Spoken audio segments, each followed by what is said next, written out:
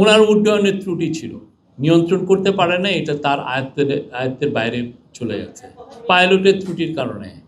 এটা রাজুকের থেকে অনুমতি নেয়, যখন অনুমতি নিয়েছে তখন উনি ওইটা হরিরামপুর ইউনিয়ন পরিষদের থেকে তারা অনুমতি নিয়েছে।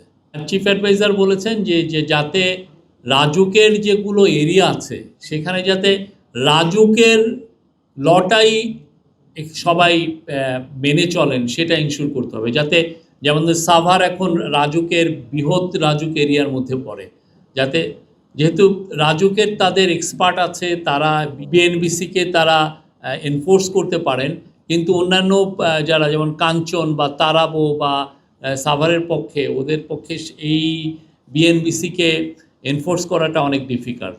তো এখানে চিফ অ্যাডভাইজার বলেছেন যে এই জায়গাগুলোতে যাতে রাজুকের লটা সবাইকে ওভাররাইড করে, ওদের স্থানীয় যেগুলো স্থানীয় সরকার যে আইন সেটাকে ওভাররাইড করে, সেটা কথা বলেছেন। 33টা রিকমেন্ডেশন হয়েছে, তার মধ্যে 10টা প্রমিনেন্ট ছিল, সেটা নিয়ে ডিসকাশন হয়েছে।